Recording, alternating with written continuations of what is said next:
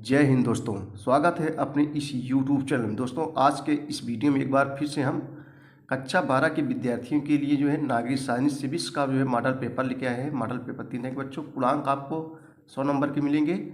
समय 3 घंटे 15 मिनट का रहेगा। प्रारंभ के 15 मिनट परीक्षार्थियों को प्रश्न पत्र पढ़ने के लिए निर्धारित किया जाता है। सभी प्रश्न अनिवार्य है। सभी प्रश्न क्या है बच्चों? अनिवार्य है। सबसे पहले बहुविकल्पी, उसके बाद अति लघु उत्तरी, उसके बाद लघु उत्तरी, उसके बाद दीर्घ उत्तरी क्वेश्चन हम लोग देखेंगे। सबसे पहले हम लोग देखेंगे बहुविकल्पी प्रश्न।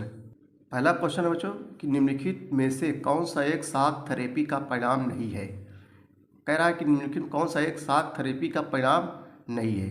तो बच्चों यहाँ सही जवाब हो जाएगा सी हो जाएगा, सुरक्षा परिषद का गठन। ये जो है शॉक थेरेपी का परिणाम नहीं है। अगला क्वेश्चन हम लोग देखेंगे कि नीति आयोग का गठन कब किया गया था बच्चों। कह रहा है यहाँ कि नीति आयोग का गठन कब किया गया, 2014, 2015, 2016, 2017। तो इसका सही जवाब हो जाएगा 2015। नीति आयोग का जो गठन किया गया वर्ष 2015 में किया गया। पहले नीति आयोग को योजना आयोग के नाम से जाना जाता था, लेकिन अब क्या हो गया बच्चों, नीति आयोग।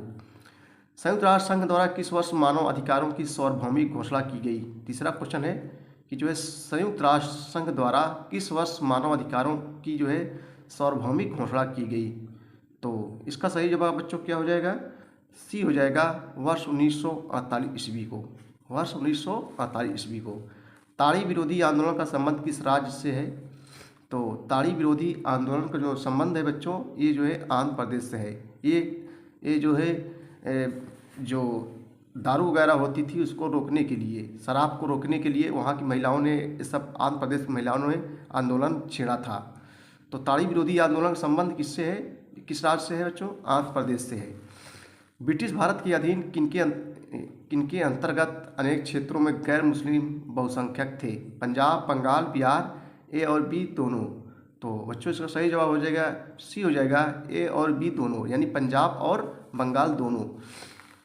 भारत तथा चीन के मध्य युद्ध कब हुआ था। भारत और चीन के मध्य जो युद्ध हुआ था 1962 ईस्वी में हुआ था। यही चीन ने जो है भारत पर आक्रमण कब किया था, 1962 ईस्वी में। नेहरू की विदेश नीति का मुख्य उद्देश्य था। नेहरू की जो है विदेश नीति का मुख्य उद्देश्य क्या था, शांतिपूर्ण सहअस्तित्व, निःशस्त्रीकरण, समाज साम्राज्यवाद, ये सभी। तो बच्चों यहाँ सही जवाब हो जाएगा डी हो जाएगा, ये सभी हो जाएगा।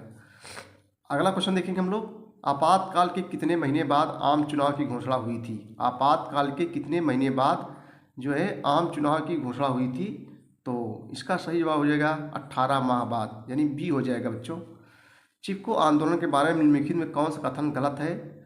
आपको बताना है कि चिपको आंदोलन के बारे में कौन सा कथन जो है यहाँ गलत है। तो बच्चों यहाँ जो है सी हो जाएगा, महिलाओं द्वारा शुरू किया गया शराब विरोधी आंदोलन, तो ये गलत है। या पेड़ों की कटाई को रोकने के लिए चला गया एक पर्यावरण आंदोलन, तब बहुत सही है। इस आंदोलन में पारिस्थितिकी और आर्थिक शोषण के मामले उठाए गए, ये भी सही है। इस आंदोलन की मांग थी कि अस्थायी निवासियों को अपने प्राकृतिक संसाधनों पर नियंत्रण होना चाहिए, भी सही। लेकिन सी वाला जो है बच्चों नहीं सही है। चलिए अगला क्वेश्चन देखेंगे। 10 नंबर क्वेश्चन है कि अयोध्या के बाबरी बिंदवस के समय उत्तर प्रदेश का मुख्यमंत्री कौन था। अयोध्या के बाबरी बिंदवस के समय उत्तर प्रदेश के मुख्यमंत्री कौन थे बच्चे। राजनाथ सिंह, मुरली मनोहर जोशी, कल्याण सिंह, मायावती। तो यहाँ बच्चों सी हो जाएगा, कल्याण सिंह थे। अयोध्या के बाबरी बिंदवस के समय उत्तर प्रदेश जो मुख्यमंत्री थे वो जो है कल्याण सिंह थे। अब हम लोग बच्चों अति लघु उत्तरी क्वेश्चन देखेंगे जो 2 नंबर का रहेगा। पहला क्वेश्चन है कि जोसेफ स्टालिन का संक्षिप्त परिचय दीजिए। जोसेफ स्टालिन का संक्षिप्त परिचय दीजिए। आइए बच्चों इसका हम लोग उत्तर देखेंगे। देखो, जोसेफ स्टालिन 1879 से 1953 लेनिन के उत्तराधिकारी थे। कहाँ के उत्तराधिकारी थे बच्चों, लेनिन के उत्तराधिकारी थे। इन्होंने सोवियत संघ के मजबूत बनाने के दौर में 1924 से 53 में नेतृत्व किया था। इन्होंने औद्योगिकरण को तेजी से बढ़ावा दिया और खेती का जो है बलपूर्वक सामूहिकरण किया। दूसरे विश्व युद्ध में जीत का श्रेय इन्हें ही दिया जाता है। इन्हें सोवियत संघ में तानाशाही के लिए जिम्मेदार माना जाता है। किसको बच्चों, जोसेफ स्टालिन को जो है। अगला क्वेश्चन है कि आसियान शैली से क्या अभिप्राय है। 2 नंबर का है कि आसियान शैली से क्या अभिप्राय है। तो आइए बच्चों इसका देखेंगे मोस्ट इंपॉर्टेंट क्वेश्चन।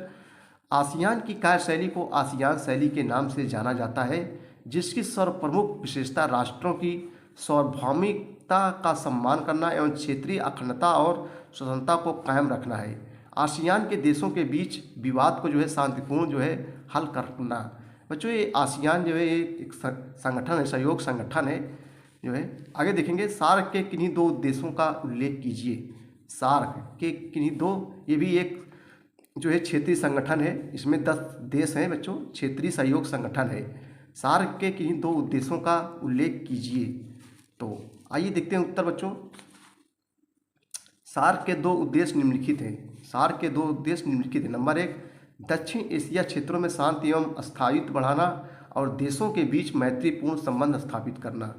नंबर 2, सदस्य देशों के बीच बहुपक्षीय तरीकों से परस्पर सहयोग बढ़ाना, जिसमें देशों के बीच व्यापार भी शामिल है।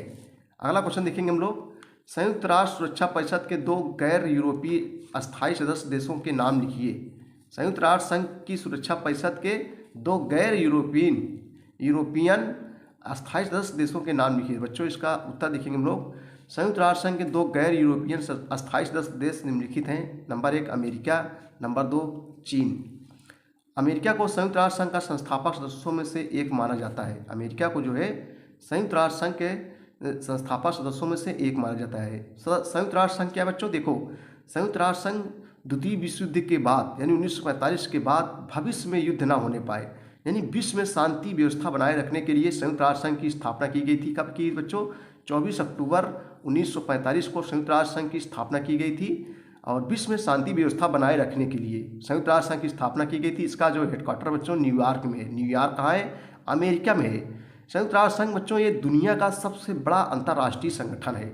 दुनिया का आपसे पूछ सकता है कि दुनिया का सबसे बड़ा अंतर्राष्ट्रीय संगठन कौन सा है, तो आप बताएंगे संयुक्त राष्ट्र संघ, जिसकी स्थापना 24 अक्टूबर 1945 में की गई थी। इस समय इसमें 193 देश हैं। इसमें बच्चों इसमें जो है 193 देश हैं। यह दुनिया का सबसे बड़ा अंतर्राष्ट्रीय सहयोग संगठन है। आगे देखेंगे हम लोग। अगला क्वेश्चन है, देश के नीति निर्माताओं ने किस देश की अखंडता एवं व्यवस्था के लिए खतरा माना? आइए इसका बच्चों उत्तर देखेंगे हम लोग। देश के नीति निर्माताओं ने भाषा के आधार पर राज्यों के पुनर्गठन को देश की जो है अखंडता एवं व्यवस्था के लिए खतरा माना। शक्ति संतुलन से क्या अभिप्राय है? अगला क्वेश्चन है कि शक्ति संतुलन से क्या अभिप्राय है? आइए इसका देखेंगे 2 नंबरी में उत्तर। किसी भी आपात स्थिति को ध्यान में रखते हुए युद्ध की स्थिति पर अपने संभावित शत्रु से टक्कर लेने के लिए पहले ही अन्य राष्ट्रों का सहयोग प्राप्त करके उसे अपने पक्ष में बनाए रखना ही शक्ति संतुलन कहलाता है। अगला क्वेश्चन देखें बच्चों कि बॉम्बे प्लान किसे कहा जाता है? बॉम्बे प्लान जो है किसे कहा जाता है? तो आइए इसका उत्तर देखेंगे हम लोग। देखो, भारत में नियोजन को गति देने के लिए वर्ष 1944 में उद्योगपतियों के एक समूह द्वारा नियोजित अर्थव्यवस्था के संचालन के संबंध में एक संयुक्त प्रस्ताव तैयार किया गया, जिसे जो है बॉम्बे प्लान कहा जाता है। एनपीटी तथा सीटीबीटी का विस्तृत रूप लिखिए। एनपीटी तथा सीटीबीटी का जो है विस्तृत रूप लिखिए। तो आइए देखते हैं बच्चों, उपरोक्त शब्दों का विस्तृत रूप निम्नलिखित है। एनपीटी यानी परमाणु अप्रसार संधि और सीटीबीटी यानी व्यापक परीक्षण प्रतिबंध संधि। मास्ट्रिक्ट संधि का क्या अर्थ है? मास्ट्रिक्ट संधि का जो है क्या अर्थ है? अगला क्वेश्चन। तो आइए बच्चों इसका उत्तर देखेंगे हम लोग। यूरोपीय संघ के गठन हेतु एक संधि पर संस्थापक सदस्यों द्वारा हस्ताक्षर किए गए, इसे ही मास्ट्रिक्ट संधि के नाम से जाना जाता है। इस संधि के अंतर्गत, संधि में होता है बच्चों समझौता। इस संधि के अंतर्गत विभिन्न यूरोपीय देशों के बीच समझौता किया गया कि यूरोपीय संघ के देश के अधिकार समान होंगे। आइए बच्चों कुछ लघुत्तरीय क्वेश्चन देखेंगे हम लोग, जो 5 नंबर को आपको मिलेगा। देखो, पहला है शीत युद्ध काल के दौरान पूर्वी तथा पश्चिमी गठबंधनों की व्याख्या कीजिए। यूरोप के किन्हीं 2 देशों के नाम भी लिखिए जो इनमें से किसी भी संगठन के सदस्य नहीं थे। तो आइए इसका हम लोग उत्तर देखेंगे। आइए देखते हैं बच्चों इसका शीत युद्ध काल के दौरान पूर्वी तथा पश्चिमी गठबंधन में व्याख्या कीजिए। यूरोप के 2 देशों के नाम भी लिखिए जो इनमें से किसी भी संगठन सदस्य नहीं है। तो आइए उत्तर देखेंगे इसका। उत्तरी पूर्वी गठबंधन, वार्सा पैक्ट शीत युद्ध के दौरान नाटो के उत्तर में साम्यवादी देशों द्वारा मई 1955 में बनाया गया। सोवियत संघ इस गठन का सर्वेसर्वा था, परंतु शीत युद्ध की समाप्ति के साथ ही फरवरी 1991 में वार्सा पैक्ट भी समाप्त हो गया। शीत युद्ध क्या है बच्चों? कुछ लोग समझते हैं शीत युद्ध, बच्चों शीत युद्ध का अर्थ है शीत माने ठंडी नहीं होता है, यानी ऐसा युद्ध जिसमें जो है युद्ध नहीं होता, लेकिन युद्ध जैसी स्थिति बनी रहती है। युद्ध तो नहीं होता बच्चों, लेकिन युद्ध जैसी स्थिति बनी रहती है, इसी को शीत युद्ध कहते हैं। और जो शीत युद्ध था ये दो देशों के बीच हुआ था, एक सोवियत संघ और एक अमेरिका। तो आइए देखते हैं अगला, आगे देखेंगे हम लोग पश्चिमी गठबंधन। यह मुख्य रूप से अमेरिका के नेतृत्व में बने इन गठबंधनों में मुख्य रूप से नाटो, सीटो, सैंटो शामिल हैं, जिसकी स्थापना क्रमशः वर्ष 1949 से 54 एवं 55 में की गई। यूरोप के दो देश स्वीडन एवं स्पेन इन गठबंधनों में शामिल नहीं हुए। ये इंपॉर्टेंस है, यूरोप के दो देश स्वीडन एवं स्पेन इन गठबंधनों में शामिल नहीं हुए। आइए बच्चों, कुछ जो है दीर्घ उत्तरी प्रश्न देखेंगे हम लोग, देख लिए जाए, जो 6 नंबर का आपको मिलेगा, मोस्ट इंपॉर्टेंस है। वर्ष 1947 में भारत के विभाजन के कारणों का जो है आकलन कीजिए। वर्ष 1947 में हमारा क्या हुआ बच्चों, देश आज़ाद हुआ था। कह रहा है कि वर्ष 1947 में जो भारत का विभाजन हुआ था उसके क्या कारण थे, उसके आकलन कीजिए। तो आइए बच्चों, इसका हम लोग उत्तर देखेंगे।